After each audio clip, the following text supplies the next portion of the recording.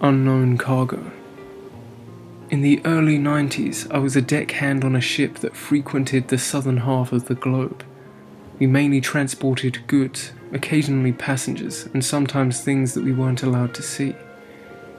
Once in a while, we'd see something we weren't supposed to. The guy who got me the job lost his life in one such incident.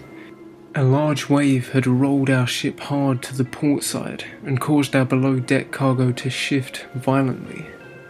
The strapping holding down a particularly heavy box gave under the strain and let the box go. It slid into the wall, revealing a large quantity of ivory and other illicit goods. He left the hold as soon as he saw what it was, but he was found dead later that same day, crushed by another loose box. They neglected to mention that he was also shot in the head on the official report. This is one of the incidents that made me quit. One, not the. The last time I set foot on that ship was 1993. The long and short of our journey is that we were headed from Buenos Aires, Argentina, to Puerto Montt, Chile. It was easier to sail around Cape Horn than it was to find a reliable passage through the Andes. I don't know much about the client, but he hired our ship and paid us a fat bonus so that he could fill out the paperwork instead of us. This entails certain risks when entering port cities, but it gave our client a greater degree of anonymity. Some people pay quite well for that. The seas around Cape Horn can be some of the most treacherous on the planet. They're certainly the worst I've ever seen. Due to the fact that there is so little land that far south, the winds can whip around nearly the entire planet past 40 degrees south, creating the roaring 40s, the furious 50s, and the screaming 60s. These sound like neat names to most people. To me, they mean we're in for a rough ride. Cape Horn forces ships to drop below 56 degrees south. The further south you go, the worse the winds can get. We were aiming for a course around 56.5 degrees south. This put us a little further offshore, hopefully out of reach of anyone who'd want to inspect/steal our cargo. Yet still close enough to land that we'd have a chance to make it if a storm hit hard and fast. The journey was uneventful until we approached the Cape. My job on the ship was one that everyone can associate with. I was the cook. I didn't have any particular area of expertise aside from a friend, since deceased, who had told them that I made the best food out of the crappiest ingredients, and that I wouldn't rat them out. I am a good cook, and I had no plans on ratting out a lesser than noble captain/crew who would ultimately kill me if I did so. We were about 50 miles off the shore on the night that we'd be passing the Cape when things got odd. I don't suppose that's quite right, they went straight stupid. It was my last voyage for a good reason. Things I can't rightly explain began to happen. When you're at home and something happens inside your house, such as a fire, you leave. You go outside and you watch the thing burn down, or you see if you can put it out. That's not really an option at sea. You put the fire out or you jump ship and risk death. The fires that we had to put out weren't the kind I'm used to. It was winter and the winds were bad as soon as we'd passed 40 degrees south. They got worse the entire way down. There were 13 of us on the ship, a horrible number, but no one had yet been hired to replace my body. I didn't actually know any of the real names of my fellow crewmates, nor did they know mine. That being said, I'm not willing to risk naming them as I knew them, lest they find me. I'll refer to the captain as Carl. He was in his mid-50s and was the only person still on board who I really got along with. The pay was good, so I stayed. He'd often ask me to take watches late at night, as I had no other real obligations at that time unless it was very early, 4 to 5 a.m. ship time. On the night we passed the Cape, I was on one such watch around 8 p.m. It had been dark for over 2 hours. and since it was winter, I knew there was a real threat of icebergs in this area. I spotted the first almost immediately, and alerted the mate who was in the wheelhouse. I honestly don't remember which one it was because immediately I saw more and more icebergs, and we realised that we'd stumbled into an ice floe. This kind of phenomenon didn't regularly occur this close to the Cape, but it had happened in the past. The only problem was that we'd need to go shallower or deeper to avoid it. We went deeper. Once we were a few miles further out than the floe, the wind picked up in a bad way. I couldn't go outside anymore for fear of being blown overboard. The waves were in excess of 30 feet, and even some of the crew, though still awake, was starting to feel sick. Our ship was fairly sizable, 400 feet, but 30-foot seas are nothing to be trifled with. My inside watch path took me through the forward part of the ship, away from the crew quarters and around the hold. We had a set route for this, and I always followed it to a T, never lingering in the hold lest I see something that I wasn't supposed to. Well, this time it didn't really matter. Just before I got to the hold, I heard an alarm klaxon that I had only heard twice before. It damn near blew my eardrums, but it meant that there was a massive wave approaching. I grabbed the railing and held on, expecting a large breaker or something of the like. I could suddenly feel the bow of the ship begin to rise, and I felt myself being pulled backwards down the long corridor I just walked. I began to worry when it just kept going up. Finally, mercifully, the wave broke and our ship crashed down and through it. I wasn't on deck to see, but I'd imagine we were briefly, partially submerged. The impact was a relief, but it nonetheless threw me to the ground. When I got up, I was dizzy. I'd hit the railing and the ground pretty hard, and could see a small bit of crimson on the ground where I'd lain. I'd cut the right side of my head. Not bad, but it bled nonetheless. That's when I first saw something. It was standing at the end of the hallway that led to the deck of the ship. It looked like a person, and I'd expected them to come help me up and make sure I was okay. The crew may not have been all buddy-buddy, but you want your fellow crewmates to make the journey, if nothing else so that you don't have extra work to do. I was still dizzy and a little woozy, but I could clearly see a figure open one of the outside doors and calmly step onto the deck. This couldn't be happening. No one had any reason to go outside, none. Everything we needed to do, adjustments to the ship, checking cargo, etc., could be done via passageways inside the ship. Our ship had a two-way intercom system. I knew the nearest speaker was in the hold, so I reluctantly entered to let the mate at the helm know that one of the crew was outside and apparently had a death wish. When I entered the hold, I noticed that it was eerily empty. Then I recalled that our current client had contracted us to haul only his cargo. I made for the intercom, only to stop dead in my tracks a few feet from it. The cargo had consisted of one large cargo container, the kind that can be loaded onto a flatbed truck. Only it had broke free of its moorings and slammed into the heavy wall we all referred to as the breaker. It was a very thick wall, designed to protect the aft compartment from yielding in the event that the cargo became dislodged, as it had today. The container had split and was awkwardly crumpled against the breaker. I wasn't about to witness precious gold spill onto the floor, followed shortly by my own blood, if our client had anything to say about it, and was ready to run when I realized the container was empty.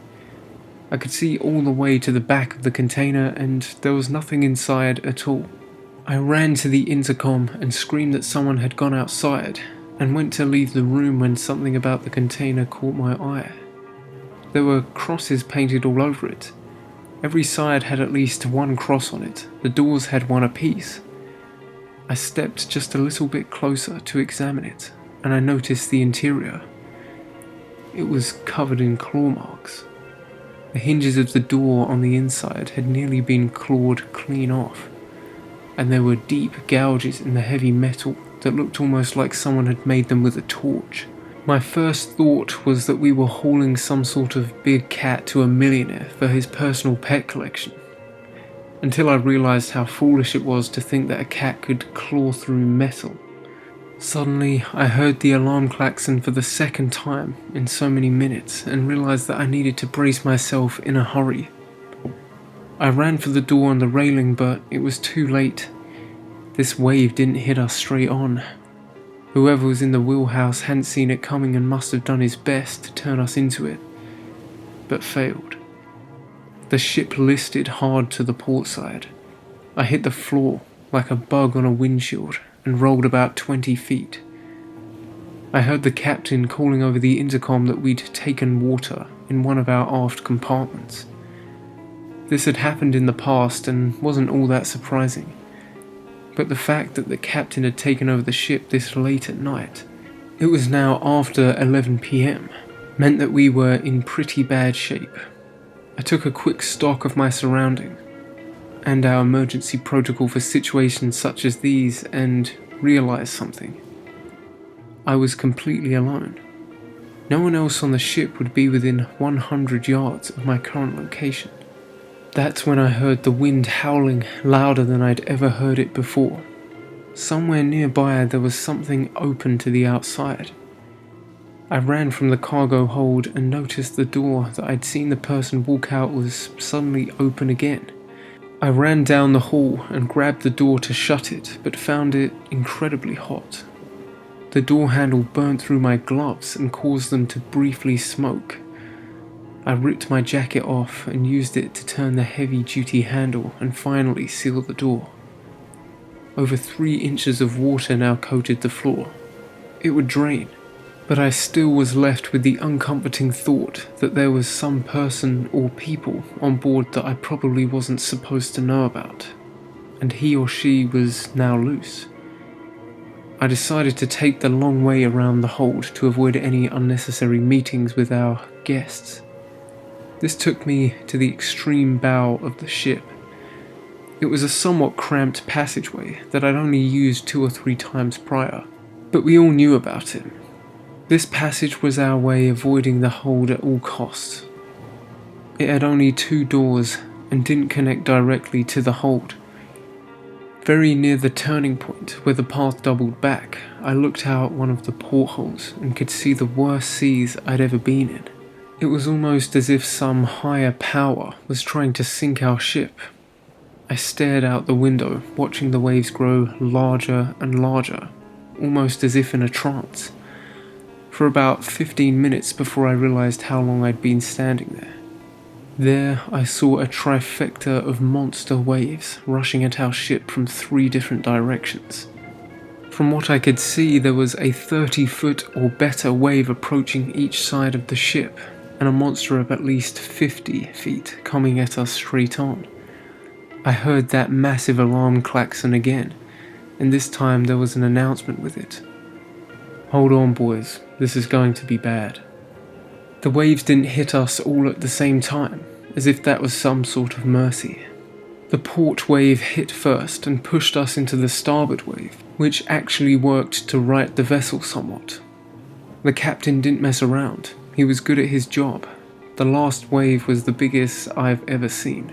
If I hadn't been there to see it, I'd never have believed it.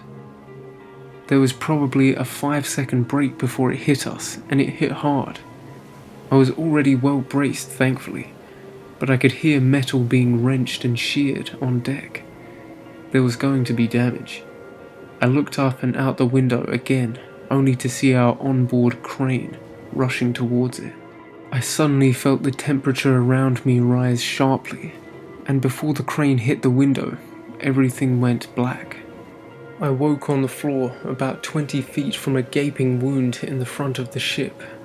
The main crane had broken free from its base and gouged a hole at least 10 feet tall in the hull.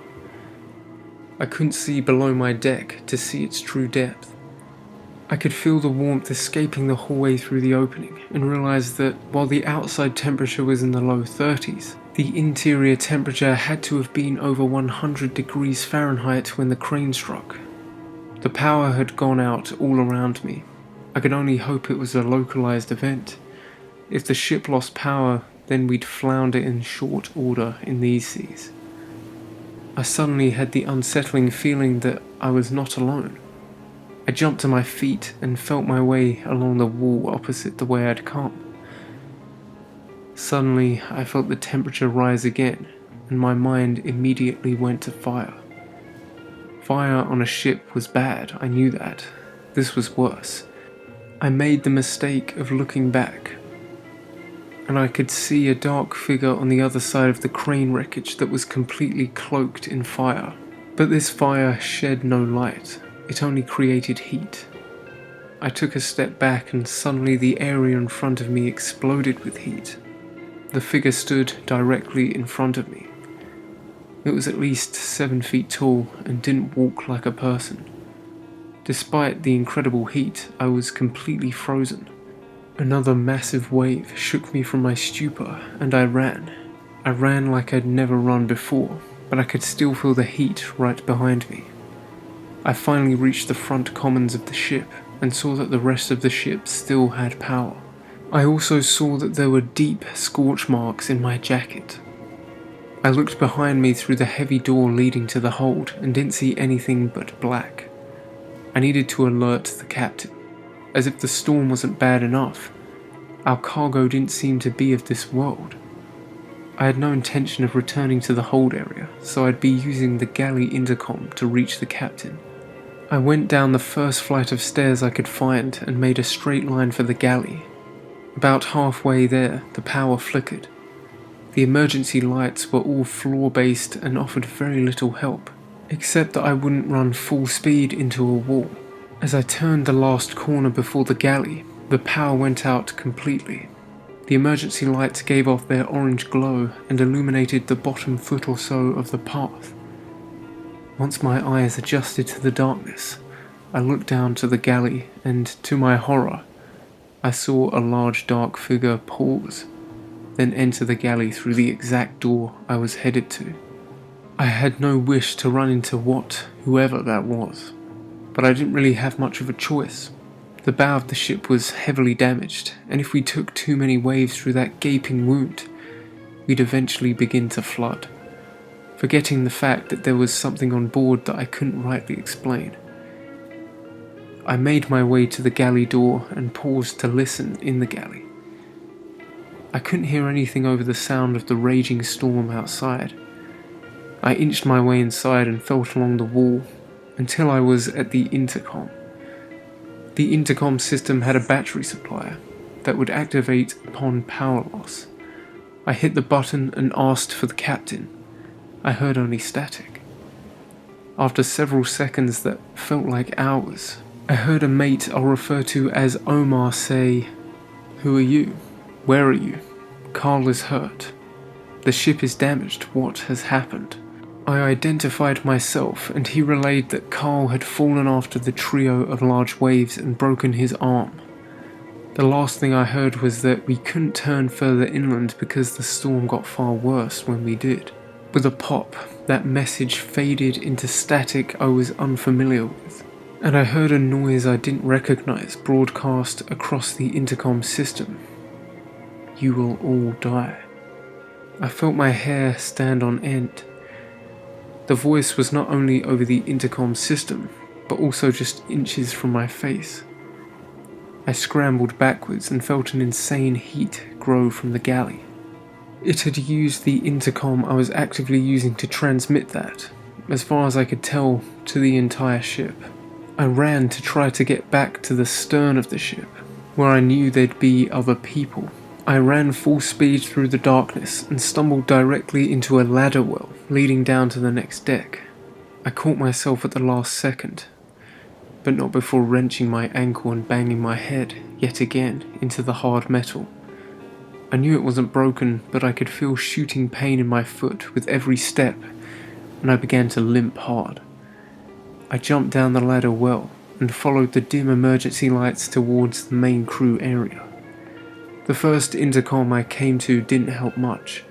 No one responded to my pleas for help.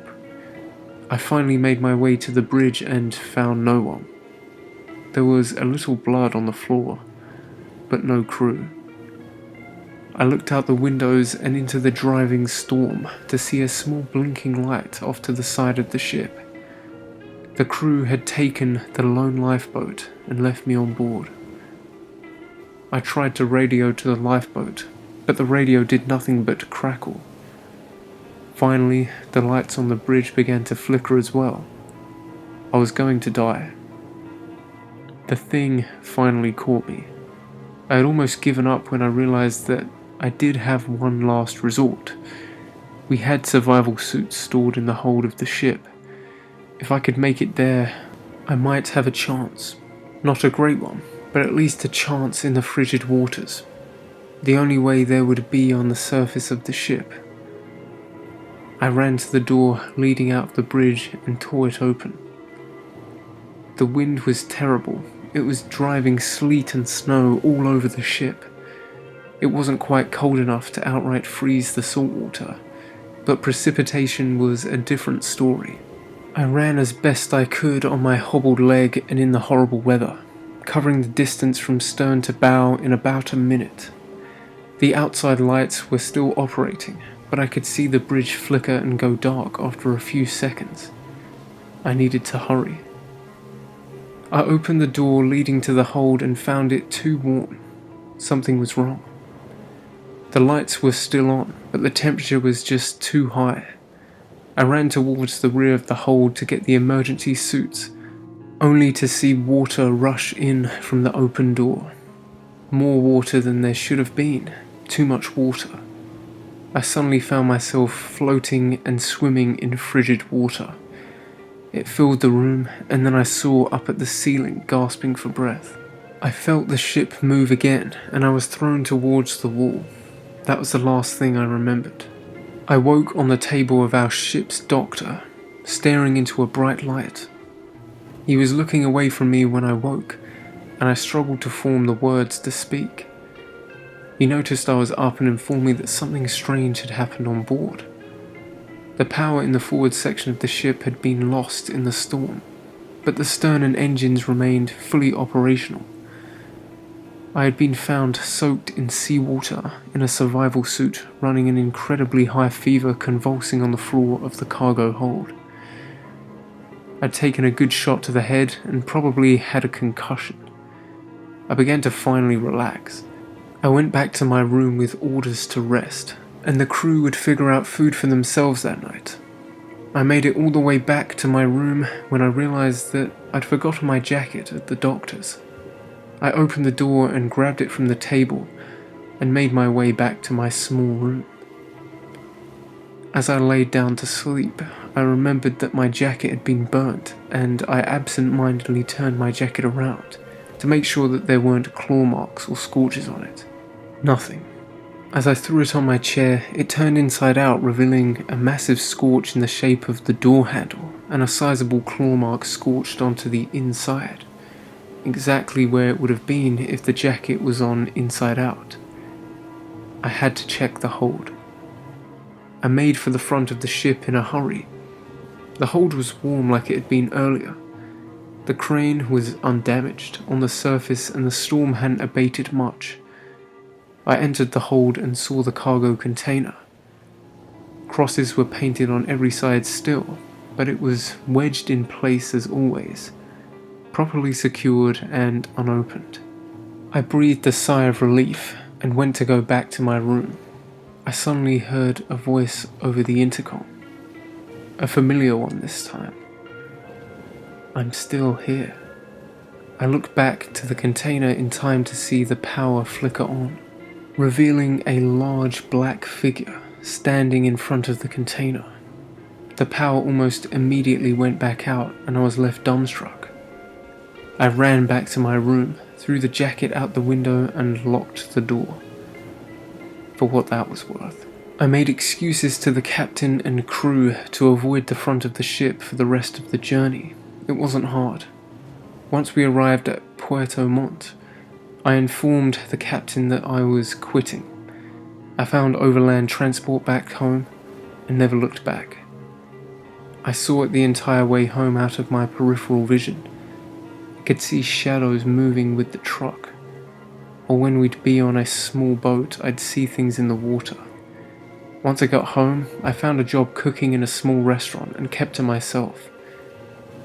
After about 8 months, I never saw it again. I was then contacted by an insurance agency. My old ship had sunk. They had taken the journey around Cape Horn one too many times, and were hit by a trio of waves that rolled the vessel.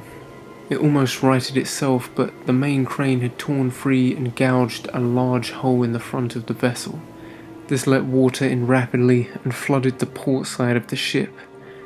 It never recovered. All hands were at sea except the captain. He was found in a survival suit, clutching a crucifix that he had commonly worn around his neck. He was still alive when they found him, but was burnt over 60% of his body. He mumbled the Lord's Prayer until they put him in an induced coma to recover from the burns at the hospital. He never came out, dying less than a full day later. The ship has never been accurately located, though the best estimates put it significantly off course. The last proper coordinates read below 60 degrees south. They were closer to Antarctica than to South America. Thank you all for listening. This was a post that I found on NoSleep by user JD Patrick. A link to the original post is in the description. Now we come to the part where we analyse this story. So first off, I noticed a general similarity between this story and the Confessions of a Deep Sea Diver series, which by all means is a good thing. With internet stories like these, this first-person account format does work in their favour quite well. It adds an element of realism, which, if you've watched any of my readings, is a big bonus. For instance, let's look at the skeleton of this story. We have a guy who worked on a boat that transported illegal, controversial substances in some kind of black market. And I'm sure that does happen in the real world, and there are people who have first-person accounts of this and have probably seen some pretty weird stuff. Now, it gets tricky when you start describing what that is. I think Confessions of a Deep Sea Diver got it almost perfectly. When strange things happened in Confessions of a Deep Sea Diver, they were very vague, very subtle, and instead of just having this flashy Michael Bay type situation with explosions and the ship flipping over, the writer tended to stick to more shorter and more frequent strange events, so that they weren't as flashy, and maybe in a movie they wouldn't work as well, but in this kind of story, it definitely helps with the authenticity. Whilst I did find this story entertaining, there were a few too many explosions, and I think it would have benefited from making the villain more mysterious. Maybe he sees this figure, he can't exactly see what it is, and it escapes on one of the boats or something. Even something like that, if you really build the atmosphere, could be quite terrifying. So I feel the story sacrifices some of that precious suspense for action, which maybe to some people is good, but for me, I prefer that slow, eerie build-up. There were hints of that at the end when he's not sure whether he just went unconscious and had a dream, and he finds the scorch marks on the coat, but it seemed kind of rushed. It was very quickly, oh, I found the scorch marks on the coat, it was real. There was no real trickery involved. And I think that psychological aspect would have benefited this story a lot more. The writing was fairly good for the most part, however, here and there were a few slip-ups which upset my reading. Hopefully my reading still flowed well. As I'm sure you're aware, I record these on my initial reading, so we get that fresh reaction, and what I'm saying now is my initial reaction, so it's quite genuine. I want it to feel like we're reading this together. And when the writing isn't perfect, they could have made better choices in the sentence structure, it kind of messes up the flow a bit, but it's not the end of the world. And like I said, this one wasn't too bad. The creature itself, some kind of demon guy that they were transporting. Obviously a lot of references to the cross. The captain at the end survives because I suppose he had a cross while it tried to kill him with the flames. A fairly interesting concept for a villain, and it also has that frightening setting of a stormy, icy sea, which never seems to fail, but I just think it could have been better, so I'm going to give it a 3 out of 5. Make sure to leave your rating in the poll I've provided above. Like this video if you want me to narrate more. And of course, if you haven't already, subscribe for more creepy content.